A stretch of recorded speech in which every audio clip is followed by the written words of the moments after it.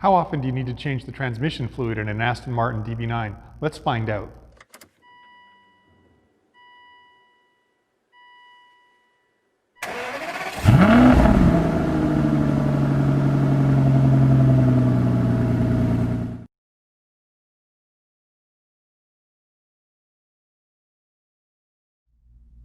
In this episode of Aston1936.com, I'm going to talk about the automatic transmission service interval. If you have a 2004 to 2014 DB9, it's likely fitted with a Touchtronic II 6-speed automatic transmission. It's a terrific transmission. A few of the DB9s were fitted with a 6-speed manual, but this video is just about the automatic. Many performance cars of this generation have the engine and transmission bolted together at the front, but the DB9 is a little different. They've got the transmission located at the back, so it's actually part of the rear differential and the transmission are combined together to make something called a transaxle. What's great about this is the big heavy V12s at the front, the big heavy transmission and differential at the back, and this is how Aston Martin has managed to hit the holy grail of exactly 50-50 perfect weight distribution, which is terrific for handling. The Touchtronic II transmission that's in the early DB9s is not a bespoke Aston Martin part. This is really a ZF, that's the manufacturer, they're from Germany, 6 HP26 transmission. That's no secret. If you open the Aston Martin owner's manual, it's even there in the back page. So this is a terrific transmission. Now, it's a smart thing that Aston did. They're a car maker, but they're not really a transmission maker. Transmissions are really bespoke, a difficult part to manufacture to make one that's super reliable. So they went to an expert company.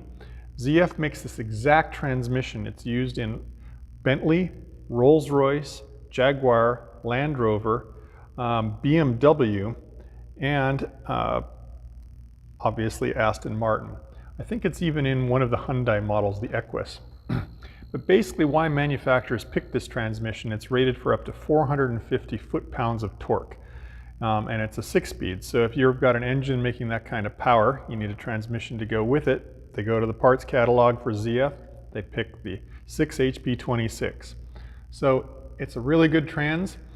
What's also nice is that since it's been used in so many other manufacturers' car models, it's been made in the millions, which means aftermarket car parts makers are making the parts for it, the service parts, and that's going to help us keep the costs down.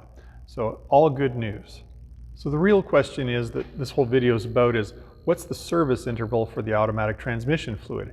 If you ask Aston Martin, they're going to tell you the unit is sealed for life.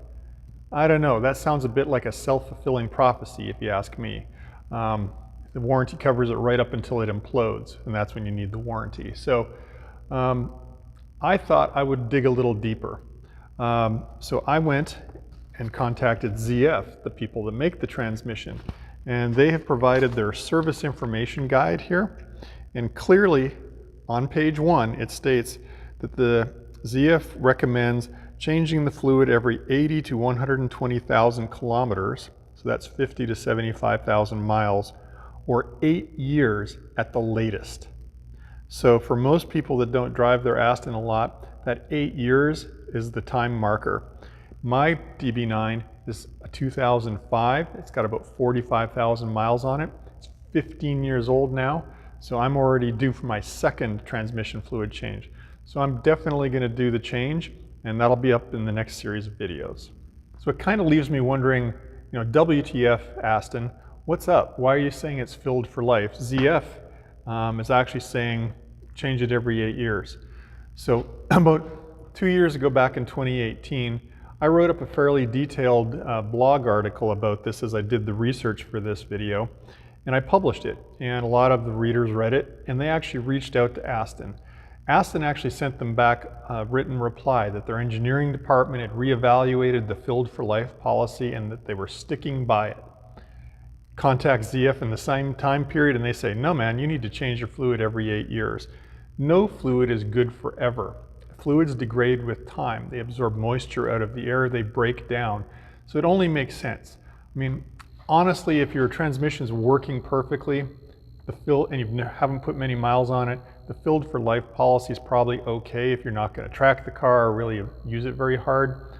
But if you're like me and this is a daily driver, or you go out to the occasional track day, it's probably just a good idea to do some maintenance and change the fluid like ZF wants you to. So if I've convinced you that changing the transmission fluid is probably a good idea for your DB9, in an upcoming series I'm going to show you how.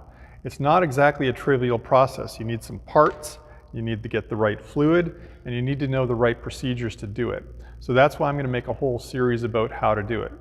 Down here, you'll probably find a link to my article on how I research the service interval. Up here, you will probably find the first video in the How to Change the Transmission Fluid series. Down here, if you like receiving videos like this, please go ahead and subscribe to get automatically notified.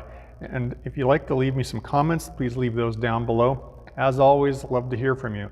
Thanks for watching.